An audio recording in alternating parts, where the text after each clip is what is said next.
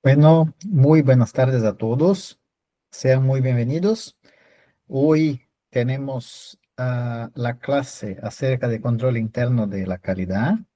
La ministrante es Juliana Barroso. Yo voy a pasar la palabra a ella, pero antes de pasar la palabra, yo pido por favor a los que se inscribieron con nombre diferente del suyo o con dos nombres, con nombre de laboratorio.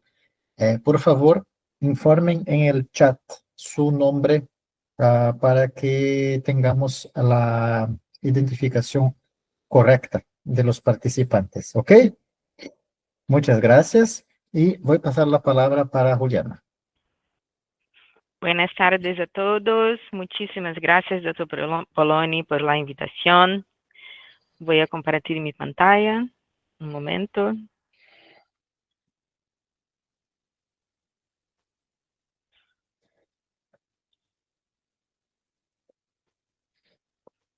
¿Pueden ver? ¿Está cargando? Sí, ahora sí. Gracias. Entonces, vamos a empezar más una clase de control de calidad en laboratorios clínicos, nuestro curso Construyendo una Cultura de Excelencia. Soy Juliana Barroso, soy bióloga, especialista en ciencias de laboratorio clínico y diagnóstico in vitro. Actúo en Controlab hace 13 años y hoy soy supervisora técnica en la gestión de servicios de Controlab. Hoy nuestro tema de la clase es control interno de calidad. Y vamos a abordar la introducción, algunos conceptos, los tipos de control y su implementación, interferencias y análisis de datos y algunas consideraciones finales para abordar en la clase. Entonces, vamos a empezar hablando un poco de los conceptos de las herramientas de control de calidad. Tenemos diversas herramientas que ayudan al laboratorio a monitorear sus procesos. Pré-analítico, analítico e pós-analítico. Temos herramientas adequadas a cada fase analítica do processo do laboratório. Hoje, nosso tema é o controle interno, que é uma ferramenta específica para monitorear adequadamente a fase analítica dos processos de laboratório. Pero, que é o controle interno? É um material de referência ou uma ferramenta de controle de qualidade responsável por monitorear a reproducibilidade, é decir, a imprecisão da fase analítica da rotina do laboratório. Vimos na última classe outra ferramenta de controle de qualidade, que era o ensaio de aptitude, que tinha a função de monitorear o erro, a inexactitude do processo do laboratório.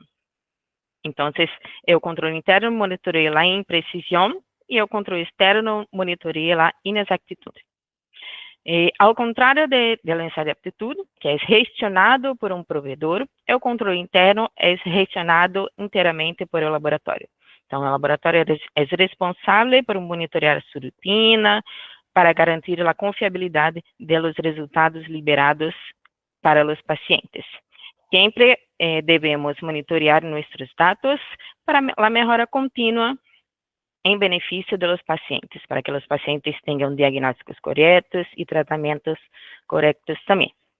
Quais são as principais funções do controle interno?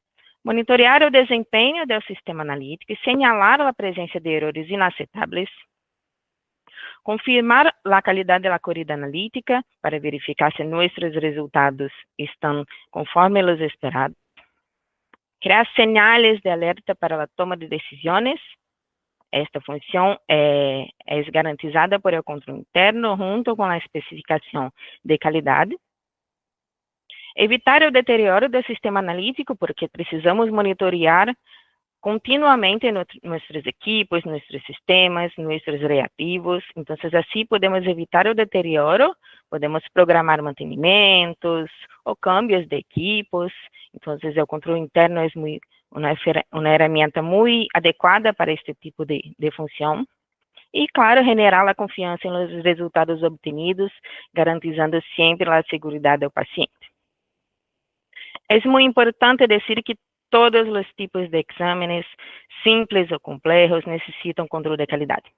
Se equipos de automatização ou reativos, equipos reactivos de análisis manuales, como las tiras de urinálisis. Todos los exámenes necesitan de algún tipo de control. Hablando un poquito de este tipo de dispositivo de prueba rápida, generalmente este tipo de dispositivo tiene un control integrado. ¿Qué es esto? Es un control en el propio dispositivo que monitorea la capilaridad de la prueba. Entonces, en algunos insertos de reactivos, de dispositivos, los fabricantes informan que este tipo de control es un control interno, pero hay que tener un cuidado con este tipo de nomenclatura, de nombre. Porque esse tipo de controle não monitoreia todas as condições que podem afetar os resultados das provas. Esse tipo de controle evalua somente a capilaridade da prova. Não evalua sensibilidade, especificidade, interferentes, possíveis variações entre lotes, adequação do ambiente físico onde está sendo realizada a prova, ou até mesmo a forma de realização das análises por os analistas do laboratório. Então, esse tipo de controle não é um controle interno, como estamos acostumados a ver, é um controle solamente para evaluar a capilaridade da prova. É necessário, então, utilizar também outro tipo de controle interno de terceira opinião, para garantizar os resultados desse tipo de dispositivo. Os laboratórios estão obrigados a utilizar o controle interno? Sim. Todos os laboratórios devem cumprir as normas vigentes de seu país sobre o uso do controle de qualidade. Esta exigência de controle de qualidade é global, então diversos países têm suas normas que sugerem a utilização de controle de qualidade e que exigem a utilização deste tipo de monitoreio. Então, falando um pouco dos tipos de controle, temos diversas categorias de controle interno, temos controles produzidos pelo fabricante do sistema analítico. Generalmente, esse tipo de controle é um controle específico para os equipos de los fabricantes. Podemos ter controles produzidos por el laboratório e os controles universales produzidos por um terceiro, por exemplo, um provedor de controle de qualidade, como é controlado. A este controle chamamos de controle de terceira opinião. E os controles podem ser também líquidos, liofilizados. A diferença entre essas apresentações de controle é generalmente a durabilidade. Os controles liofilizados generalmente têm uma durabilidade maior que os controles líquidos. Temos diversos tipos de ensaios em nossos laboratórios. Ensaios quantitativos, ensaios qualitativos. Então, temos que garantizar a qualidade de nossos resultados para todos estes tipos de ensaios. Então, para ensaios quantitativos, onde temos dados paramétricos, dados numéricos, temos estratégias de controle baseadas em dados estadísticos. Para os controles semi-quantitativos, que têm dados categóricos em escala ordinal, como a prova de sensibilidade microbiológica e dados de título, que não são propriamente uma quantificação, mas há um dado numérico associado a esses ensaios, mas também se necessita de um monitoreio. E temos dados de ensaios qualitativos, que são generalmente dados categóricos, em escala nominal, por exemplo, reativo, não reativo, a identificação de parásitos, de bactérias, entre outros. Claro que o monitoreio de ensaios qualitativos é um pouco mais simples, por assim dizer, porque é generalmente feito na comparação do resultado obtenido com o resultado esperado. Então, para esse tipo de controle, generalmente é feita esta comparação. Para os dados de controles quantitativos, temos as métricas estadísticas, média, desviação estándar, que se utilizam para verificar o nível de desacordo entre as determinações replicadas. Então, o erro generado por la imprecisão de los dados é o erro aleatório, que está frequentemente representado por la desviação estándar ou o coeficiente de variação. Então, acá tenho um exemplo de dados imprecisos, com a dispersão muito alta, e dados precisos. É muito importante dizer que o laboratório está sujeito a certo nível de imprecisão, sempre, porque em nenhum procedimento genera exatamente o mesmo resultado ao longo do tempo. Então, em medições sucessivas, é muito difícil ter resultados idênticos, incluso bajo óptimas condições de operação. Então, o que precisamos fazer é monitorear nosso nível de imprecisão para que se quede bajo controle. Acá tenho exemplos de imprecisão em gráfico. Vemos os resultados com uma variação muito ampla, muito larga. E acá outro exemplo de dados mais precisos, que vemos uma variação, pouca variação. É muito fácil verificar qualquer variação em gráficos, é mais fácil identificar qualquer câmbio de comportamento quando analisamos em gráficos. Então, agora uma pergunta, se podem responder, que gráfico indica o erro aleatório?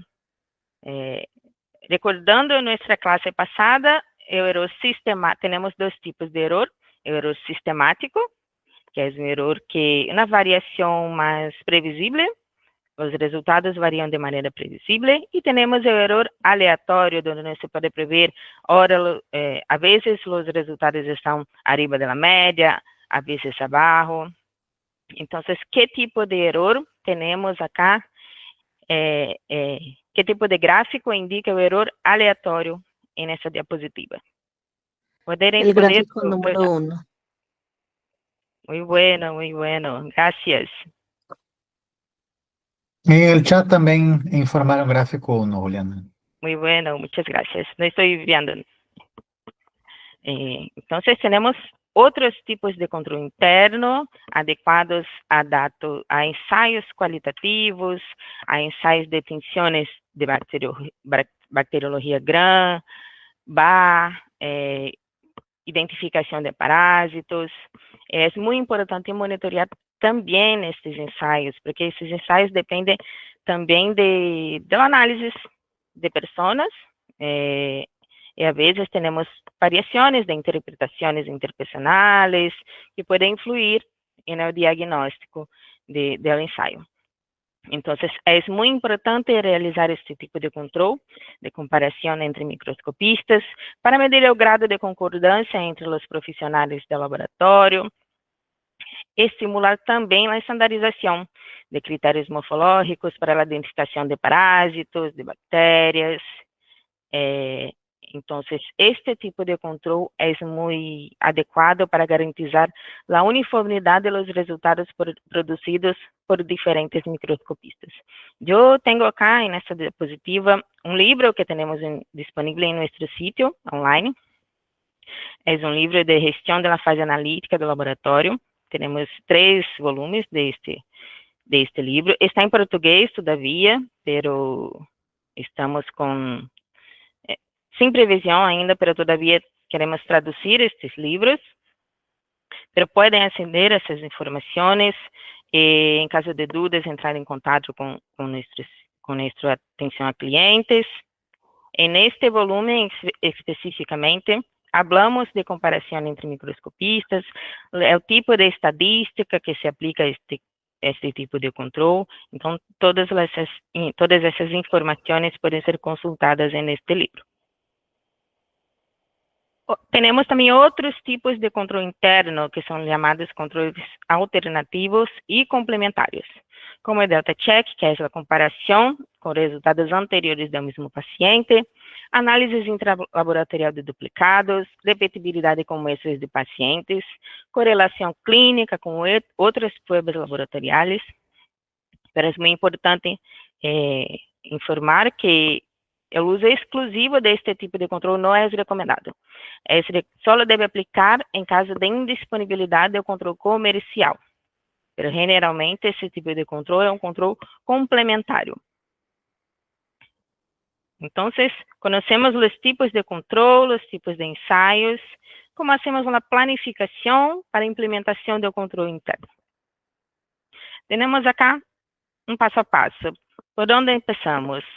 Então, primeiro é necessário definir qual é o tipo de controle que vamos utilizar. Como é o ensaio quantitativo, qualitativo? Que tipo de controle vou utilizar em minha rotina? De primeira opinião, terceira opinião? Será líquido, liofilizado? Qual é o volume que necessito para minha rotina? Há laboratórios que têm uma rotina mais intensa de atividades, que funcionam 24 horas por dia. Há laboratórios que têm uma rotina menos intensa. Então, é necessário que o material de controle seja planificado antes da implementação em la rotina. Depois, temos que definir nossas especificações de qualidade, que é o tema da próxima classe. Então, não vou falar muito sobre este tema. Em la especificação de qualidade, definimos o processo de valoração e os limites de aceitável dos resultados do controle. Então, que é o processo de valoração? Quando o laboratório adquire uma amostra de controle interno, generalmente recebe um prospecto com os resultados que são aceitáveis, é o rango de resultados aceitáveis para cada amostra. Então, como é hecho esse prospecto? De onde vêm estes resultados?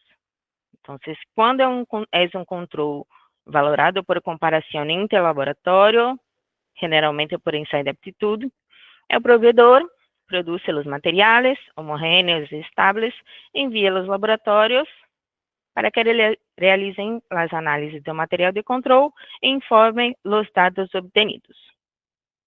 Ao receber estes dados, o provedor aciona comparação em um resumo estadístico que hace o prospecto de controle interno, que diz o rango que é aceitável para cada material de controle, para cada equipo. Então, este é um processo de valoração. E temos outro processo de valoração, que é a valoração interna da UCI, realizada por o próprio laboratório. Como se faz esse tipo de valoração? Através de análises sucessivas de amostras de controle interno. Então, a depender do material de controle, se é líquido, liofilizado, da validez de este material, o laboratório define como será esta valoração. Uma análise por dia, durante 20 dias, se é um controle que tem uma validez de 30 dias, mais curta. Então, o laboratório pode fazer esta valoração em 5 dias, 4 análises por dia. Então, este tipo de processo, o laboratório pode definir o que seja mais adequado à sua rotina, ao tipo de ensaio, ao tipo de material de controle. A ventaja de fazer esse tipo de valoração é que o laboratório pode ter suas próprias métricas. Então, tem dados reais da rotina do laboratório, que é um procedimento mais adequado para monitorar seus resultados. E a especificação de qualidade também define os limites de aceitabilidade de resultados e as regras de controle. O que são os limites de aceitabilidade? Temos dois tipos de limites. Fijo, aprovação de resultados com base nas referências descritas no prospecto, somente isto, e temos os limites variáveis, através do cálculo das próprias métricas do laboratório, por seu processo de valoração interna. E a aplicação também das regras de aceitabilidade, generalmente as regras de Westgar, para a aprovação dos dados da UCI ou reprovação, e o monitoreio segundo a realidade analítica do laboratório. O que são as regras de Westgar, as regras de controle? Quais são seus propósitos? Este tipo de regras são critérios de decisão para julgar se uma corrida analítica está bajo controle ou fora de controle. Generalmente, as regras de Westgar têm este tipo de apresentação, onde a N representa o número de medições de controle e a L é o limite de controle que foi excedido. Então, cada regra tem seu propósito. A continuação, conheceremos algumas. A regra 1.3S, a corrida se rechaza quando uma medição de controle supera o limite de 3 desviações de estándar, média mais ou menos 3 desviações de estándar. A regra 2S, puede ser realizada intranivel o entre niveles, e a corrida se rechaza quando duas medições consecutivas do controle excedem o mesmo limite de duas desviações estándar, arriba ou abaixo da média. A regra R4S. A corrida é rechazada quando a amplitude entre duas medições em la mesma corrida excede 4 desviações estándar. E a regra 10X, a corrida se rechaza quando 10 medições consecutivas se encontram do mesmo lado da média. Acá não importa se superem o limite de 1, 2, 3 desviações estándar. A corrida é rechazada quando as medições consecutivas se encontram do mesmo lado da média. Então, acá tem um resumo. De acordo ao rechazo da corrida, podemos ter uma ideia de que tipo de erro temos em nossa rutina. Então, a regra 1.3S, como se trata de uma medição excedendo o limite, não temos como dizer se é um erro aleatório ou sistemático. Precisamos de outras regras para definir. A regra R4S indica um erro aleatório, porque estamos falando de uma diferença, de um rango muito alto entre as medições. As regras 2D2S, 4.1S indicam um erro sistemático, porque estão indicando medições sucessivas que estão superando o mesmo limite de controle. Então, quando temos um comportamento previsível de erro, chamamos de erro sistemático. E as regras 10X e 7T indicam tendências. Recebemos muitas dúvidas a respeito das regras de Westiger, se podemos definir as mesmas regras para todos os ensaios. Não podemos. Não podemos porque esse tipo de definição existe em las especificações de qualidade do laboratório para cada ensaio. Então, uma regra que é aplicável para um ensaio pode não ser muito adequada para outro, e queremos evitar falsos rechazos. Então, é importante que o laboratório analise cada ensaio, seu sistema analítico. Às vezes, temos equipos mais robustos que têm uma variação muito curta. Então, é necessário que o laboratório analise cada ensaio, cada sistema analítico para definir suas regras de controle. Continuando a implementação do controle interno, o laboratório deve definir a frequência de uso do controle em la rutina. Como eu havia dito, laboratórios com diferentes tipos de rutina, diferentes comportamentos, diferentes maneiras de funcionamento. Então, tenho aqui um exemplo que é uma dúvida muito frequente também. O laboratório está ubicado desse exemplo, está ubicado em um hospital, e por isso a área técnica funciona 24 horas ao dia, e para atender a rotina, minha equipe está dividida em turnos de 12 horas cada um. Então, tendo em conta que ambos equipos analisam e liberam resultados de pacientes, qual a frequência mínima recomendada para o uso de controle interno é o dia de rotina, durante o dia de rotina? Podem responder também se alguém tem alguma resposta.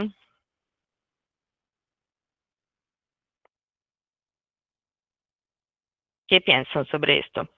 ¿Cuál es la frecuencia mínima recomendada para este laboratorio que funciona 24 horas al día y tiene 2 turnos de 12 horas? Están empezando a responder en el chat, Juliana. 2 veces al iniciar cada turno de trabajo, 2 veces en 24 horas por turno. Muy bueno, muy bueno. Ao menos 2 veces por día, en cada cambio de turno. Es lo mínimo que es recomendado. Assim, é possível identificar interferentes na rotina e aplicar ações corretivas, evitando impactos no seguinte turno. Então, minimamente 2 vezes neste caso. Depois de definir a frequência de controle interno, o laboratório deve definir como serão registrados os dados, como será a gestão de este controle, como será garantizada a trazabilidade dos dados, como serão interpretados, serão registrados em planilha, em formulários, softwares. Temos em nosso sistema uma solução específica para o controle interno, que é o CI Online. Então, é um software que atua na prevenção de las falhas do controle, permite o seguimento do desempenho analítico mediante gráficos de Living Genes, possibilita também que o laboratório selecione as regras de controle adequadas à sua rotina, adequadas a cada ensaio, pode ser utilizado com materiais de Control Lab ou também de outros fabricantes, incluídos os produzidos pelo próprio laboratório. Então, é uma ferramenta muito completa para monitorear os dados na rotina. É possível também para os equipos de automatização a integração com o sistema de informação do laboratório, que facilita também este seguimento dos dados, esta trazabilidade, esses análises dos dados produzidos por el controle interno. E qual será a ferramenta para interpretação? Gráficos, tablas. Geralmente, utilizamos gráficos, frequentemente de Living Genes, que se aplica a dados com comportamento gaussiano.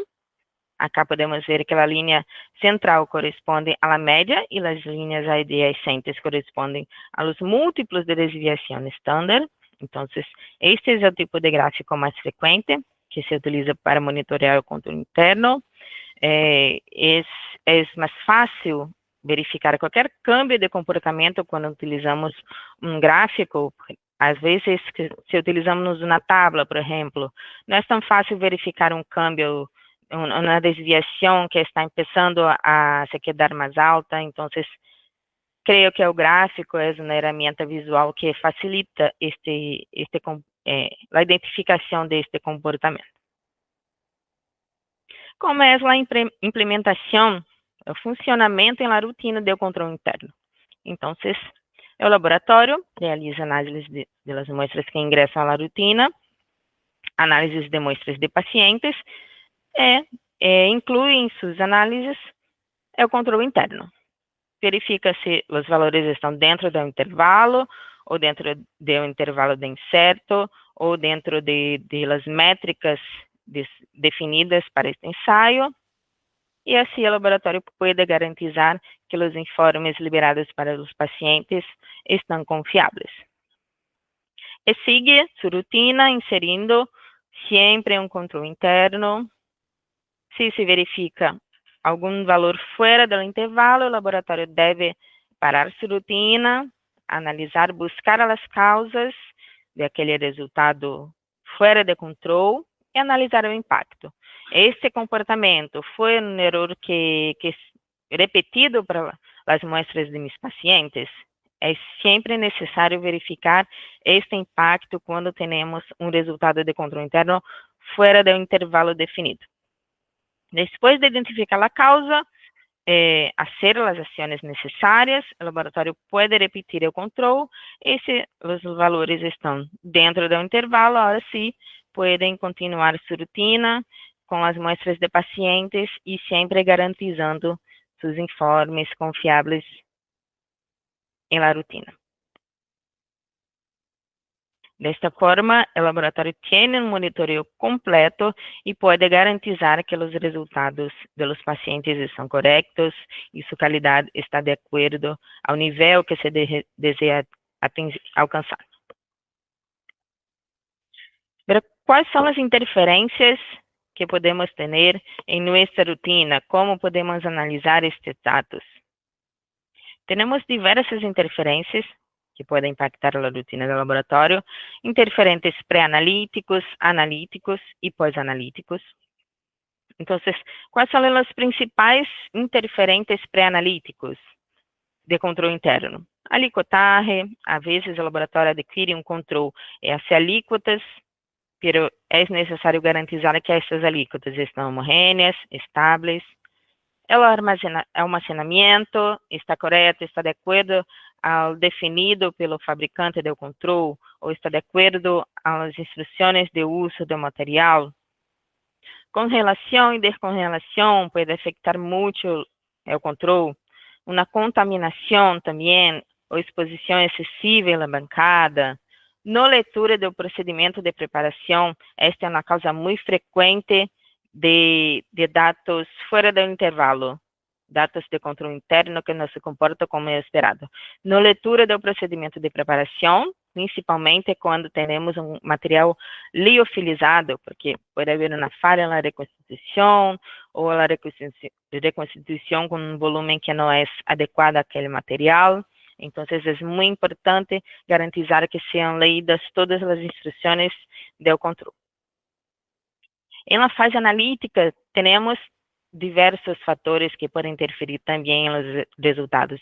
Temos tanto os fatores externos, como, por exemplo, a variação entre lotes, como os fatores internos. A respeito da variação entre lotes, é uma responsabilidade do fabricante, então o laboratório deve monitorear sempre a sua rotina para verificar se esta variação entre lotes está sucedendo e está interferindo nos resultados obtenidos. E há também fatores internos, como a variação de desempenho e os erros regulares do laboratório.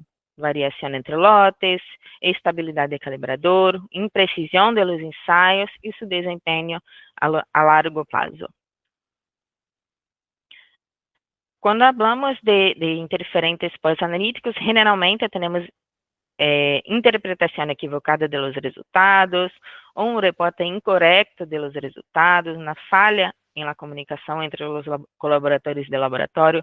Todos estes fatores podem interferir nos resultados de controle, e o laboratório deve sempre monitorear todos estes fatores para garantizar a qualidade de sua rotina. Mas o que podemos fazer quando se rechaza o controle? O que devemos fazer? Uma análise crítica. Sempre. Verificar as regras que foram violadas, identificar o tipo de erro, relacionar o erro com a causa, que é um erro sistemático, é um erro aleatório. Evaluar fatores comuns em equipes multiteste, por exemplo, uma equipe de bioquímica que evalua diversos ensaios, glicose e outros. Tenho problemas somente em um ensaio, ou tenho problemas em todos os ensaios que estão sendo realizados neste equipo? Se for em um ensaio, pode ser um reativo utilizado somente para este ensaio, um procedimento que é aplicável somente para este ensaio. Mas se tenho um problema em todos os testes realizados, talvez tenha que fazer um mantenimento do equipo ou cambiar essa mesma equipo. Verificar os câmbios recentes e se são relacionados com o rechazo. Por exemplo, na calibração, um câmbio de reativo, um câmbio de lote. Verificar a solução e documentar a ação corretiva. Sempre é muito importante fazer essa documentação, registrar suas ações, os pontos que foram verificados, que foi feito. Depois de investigar e solucionar o problema, pode desenvolver e analisar o material de controle para verificar se as ações foram efetivas. Agora, acá, como relacionamos o erro com a causa? É possível fazer esse tipo de relação? Sim, é possível.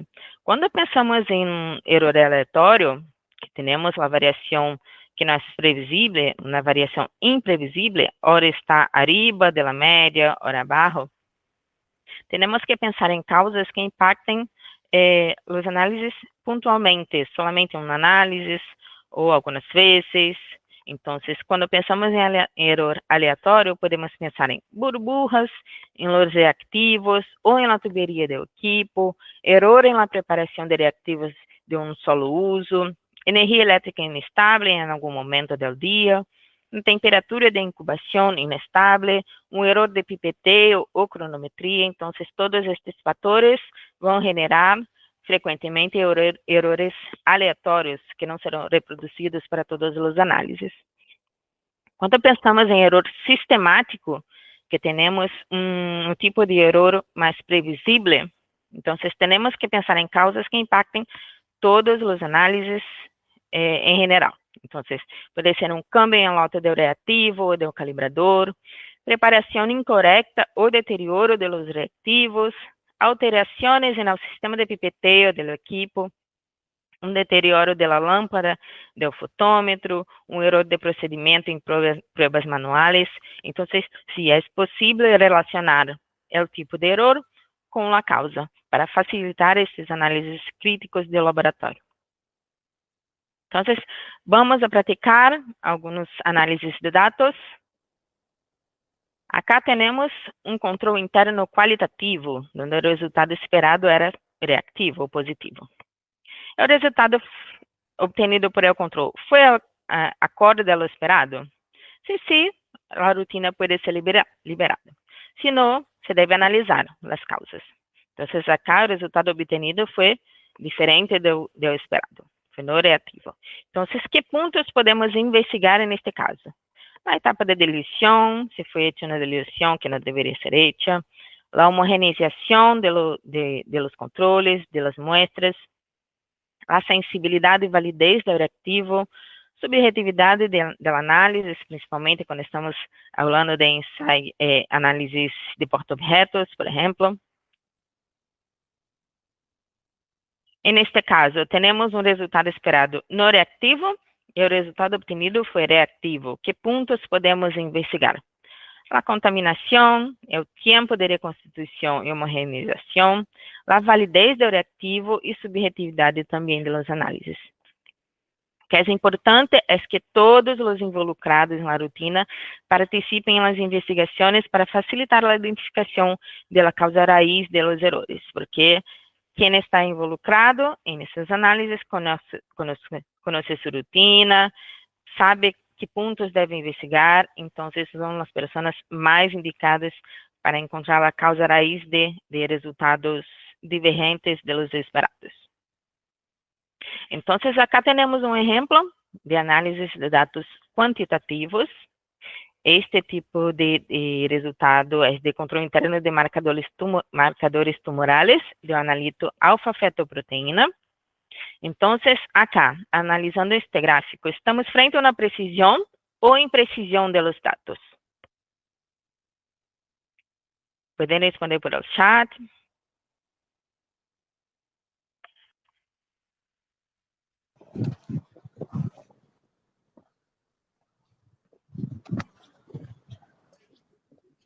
Hola.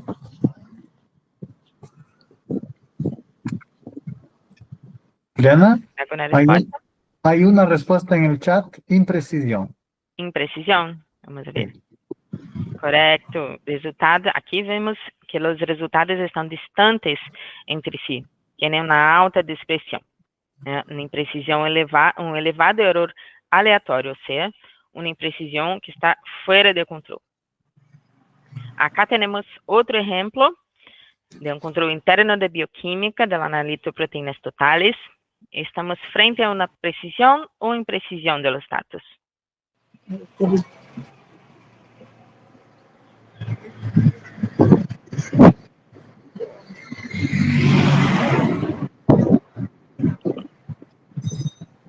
¿Alguna respuesta?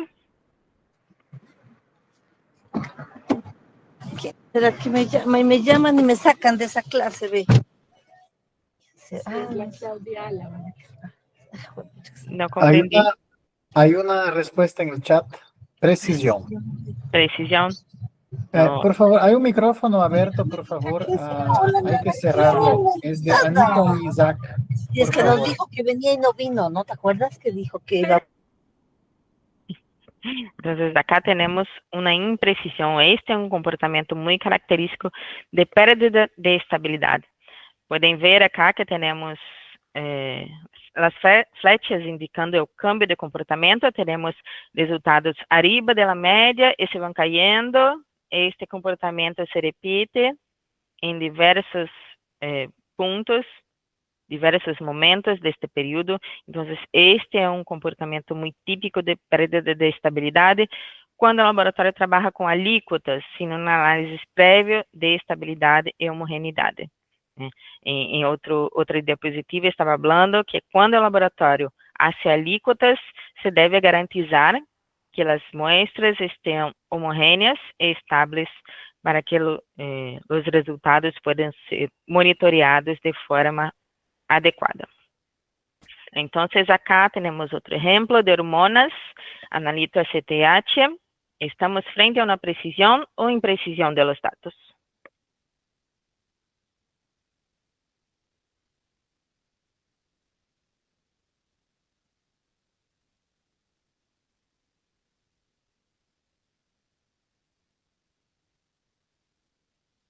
Doutor Poloni, me avise se há alguma resposta.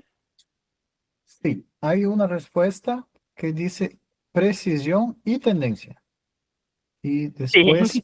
preciso, Sim, sim. precisión. Sim, hablando solamente de la imprecisão ou precisão, são precisos, porque não é uma variação muito grande nesses dados.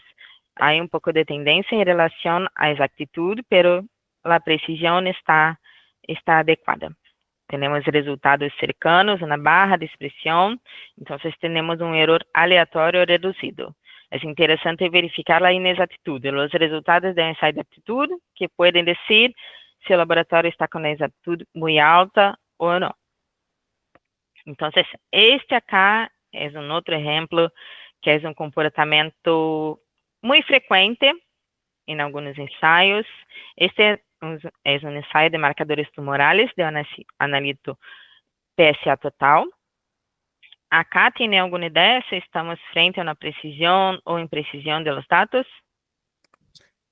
Le voy a una respuesta. Ahí es cambio de reactivo. Esse cambio de reactivo. Exato. Esse cambio de reactivo. Esse é um comportamento muito comum para alguns reactivos. Quando cambiamos o lote do reactivo. Então, indica uma inexactude devido ao câmbio na realidade analítica. A realidade cambiou completamente. Essa situação é muito comum quando o laboratório introduz na rotina um novo lote, por exemplo.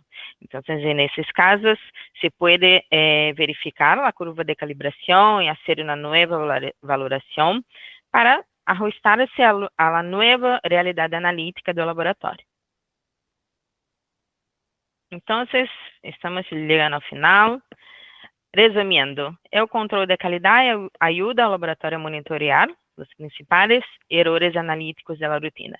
Vimos na última classe sobre o ensaio de aptitude e agora estamos vendo sobre o controle interno e temos dois principais tipos de erros. Erro sistemático, relacionado à exactitude do processo, que tão cercano está o valor medido com respeito ao valor verdadeiro designado. Acá temos um valor verdadeiro associado. E no erro aleatório, estamos verificando a precisão, a reproducibilidade. Quanto variam os resultados de uma mesma muestra entre si em medições sucessivas. Então, cada tipo de erro é relacionado, mais adequadamente identificado por um tipo de ferramenta de controle de qualidade.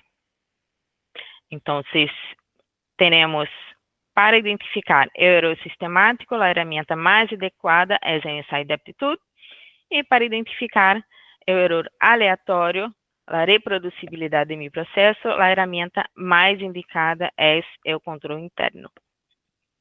Então, podemos ver que o ensaio de aptitude e o controle interno são ferramentas de controle complementares. Não se pode elegir, vou utilizar um em minha rotina, não vou utilizar outro. Não, têm que ser utilizados em conjunto para garantizar o propósito central, que é identificar a presença de erros analíticos, tanto aleatórios quanto sistemáticos.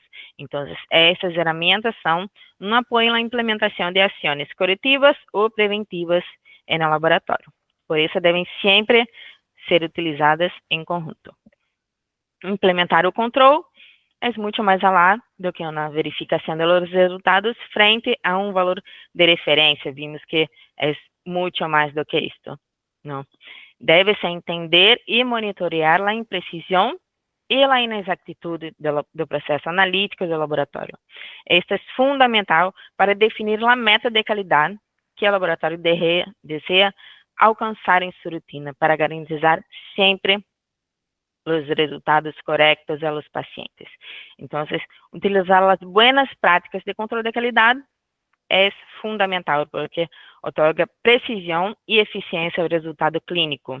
Através das ferramentas de controle de qualidade, o laboratório pode conhecer sua rotina, conhecer seus equipos, seus reativos, ter uma fotografia general de seu laboratório para verificar de fato como são as coisas, como se deve monitorear, como estão os resultados. Então, é fundamental utilizar as ferramentas de controle de qualidade.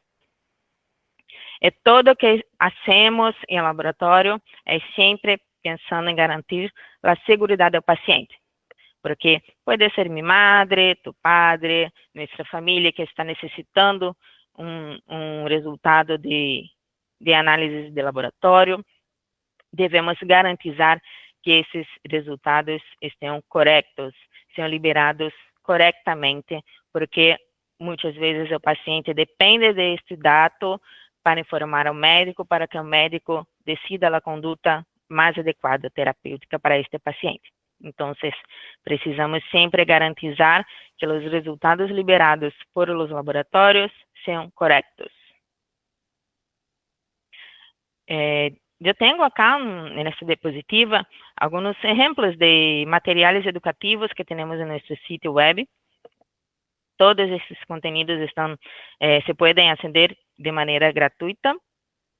Então, temos encontros online, casos digitalizados para estudo de casos, os livros, resúmenes e artigos científicos. Então, podem aceder a esses conteúdos, que são de grande ajuda para o laboratório. E, claro, contatar sempre nossa atenção a clientes para que podamos ajudá-lo com qualquer dúvida. Temos alguma dúvida, Dr. Poloni? Vamos verificar. Muchas gracias, Juliana. Sí, adelante, hay preguntas en el chat, pero adelante de ir para las preguntas, hay un enlace para participar de la encuesta de satisfacción de esta clase en el chat. Es muy importante para nosotros que ustedes participen de la encuesta de satisfacción, ¿ok? Entonces, para no perder esta información. En el chat hay una pregunta que hicieron durante la clase, que es acerca de si existe alguna normativa que se indique que sean 2 veces como mínimo, ya que la guía C24 y la ISO 15189 indica que los criterios de corrida van a depender al volumen de muestras y estabilidad del método. Depende do volume de muestras, se o laboratório trabalha em 2 turnos. Acá em Brasil temos uma norma que diz que para automatização temos que passar o controle a cada corrida analítica. Então, há outras normas a nível global que dizem também que se deve fazer o controle a cada corrida, pero é uma boa prática. Então, se o laboratório tem uma rotina muito intensa de atividades, de muestras, pode definir uma frequência maior de controle, porque quando o controle está fora do intervalo esperado, devemos analisar o impacto em las muestras dos pacientes. Então, se o laboratório hace o controle só uma vez ao dia, imagina, analisar o impacto em los resultados dos pacientes todos que foram analisados naquele dia. Então, é uma boa prática que o laboratório deve analisar a frequência de acordo com sua rotina, com seus equipos. Perfecto, Leana. Y solo para comentar, es muy frecuente, muy regular que esto coincide con el mantenimiento y preparación del equipo, reabastecimiento del equipo.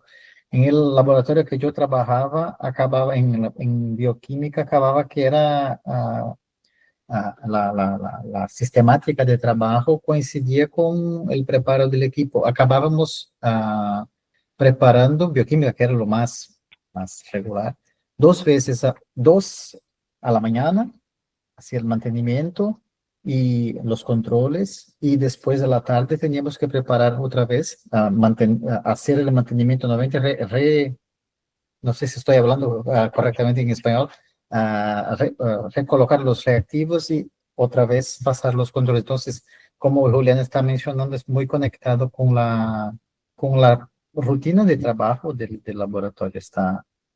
Y tú tienes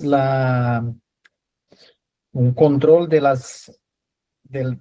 procesamiento de las muestras más estricto, al menos organizando de esta forma. Entonces, como la mencionó, es una buena práctica.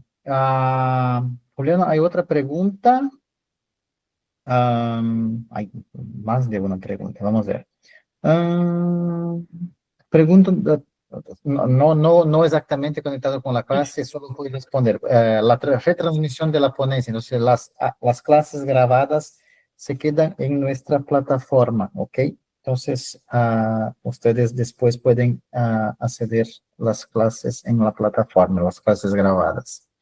Una consulta de Carolina Cruzado. ¿A qué se debe cuando en la gráfica todos los puntos se encuentran por arriba o por debajo de la media? ¿Y cómo podemos mejorar desempeño? Un minuto solo porque hace otra pregunta en conexión. ¿Y qué recomendaciones nos podrías brindar para poder monitorear los errores aleatorios? Pues es un poco difícil controlarlo. Muy difícil.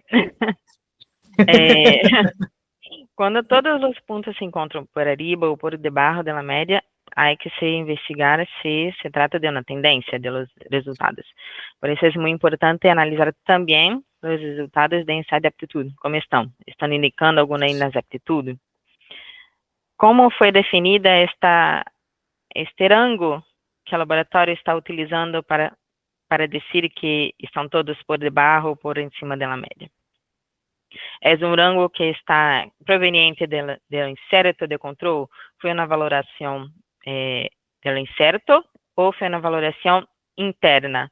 Todos esses pontos devem ser analisados. Quando o laboratório está trabalhando com a valoração interna, tem suas próprias métricas e, generalmente, pode monitorear de uma melhor maneira seus resultados. Então, há que se analisar primeiro de onde vem esse rango de resultados que se está utilizando.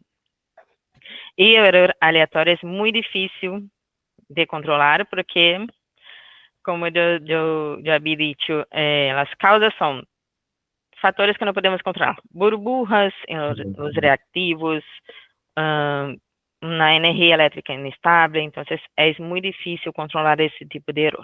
Podemos garantizar que nossos reativos estejam sendo monitoreados, a validez esteja dentro do tempo certo, que o controle esteja sendo utilizado corretamente, mas é muito difícil impedir que uma burbuja, por exemplo. Temos algumas ações que podemos fazer para minimizar esse tipo de interferência, pero a vezes vão ocorrer e é muito difícil identificar a causa. Então, nesses casos, devem buscar, assim mesmo, tentar identificar as causas, continuar monitoreando seus processos e fazendo as análises de controle, para verificar se se encontram dentro ou fora do rango esperado. Perfecto. Patricia Moreno comenta que el error aleatorio podría ser controlado realizando las muestras por duplicado. Poderia, porque se tu tem erro aleatório que impacta em uma muestra e em outra não, já tem uma ideia. Mas se é erro aleatório que impacta naquele mesmo momento ambas as muestras, no tenemos la seguridad de decir que el error está controlado.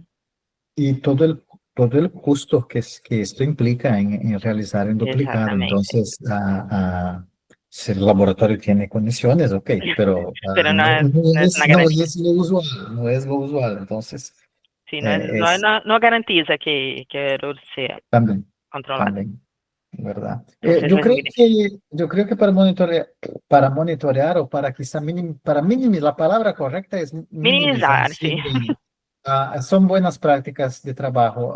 No tenemos mucho como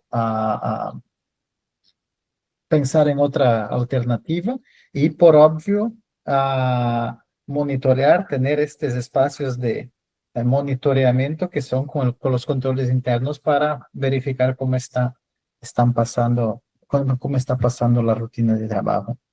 Pero es una Sí, burbuja, es muy no difícil. es fácil. Claro. No es fácil. Ojo. Ojo, abierto. No, es difícil, es muy difícil, es Es verdad. muy difícil. Es muy Sí. difícil. Vamos a ver qué más que Más preguntas. tenemos. No, por en cuanto no tenemos, si alguien quiere hacer una pregunta hablando también, puede abrir el micrófono, no hay problema. Levantar la mano y abrir el micrófono, puede preguntar, es Después tranquilo también, si tiene alguna duda, puede enviar para nuestra atención a clientes, que podemos también. aclararlos.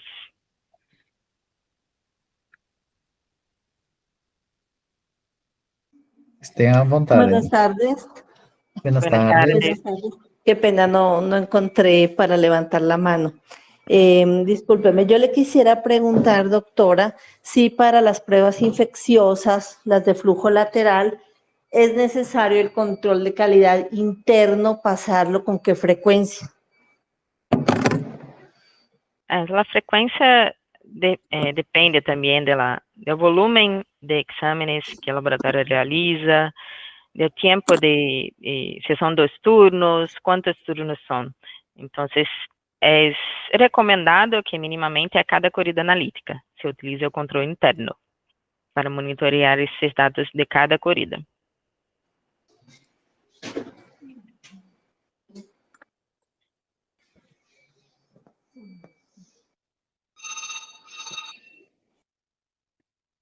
Aprovechar una vez más, estamos con el enlace en el chat, por favor, es importante para nosotros, aquellos que no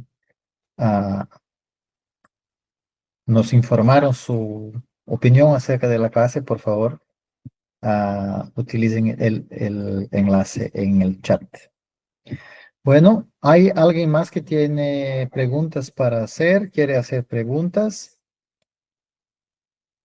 Si no tenemos, podemos finalizar la clase de hoy. Tema seguramente uno de los de mayor interés y que se más trabaja, que se más utiliza todos los días. Entonces, es un tema que desperta interés, preguntas por quien está en la clase, por la familiaridad con la temática. Bueno, agradezco a todos que están con nosotros. Agradezco, Juliana, por la clase. Yo que agradezco. Y, Muchísimas gracias. y sé que, por favor, estén atentos en el grupo de WhatsApp para las próximas clases que vamos a tener. ¿Ok? Aguardo ustedes en la próxima conexión. Hasta la próxima.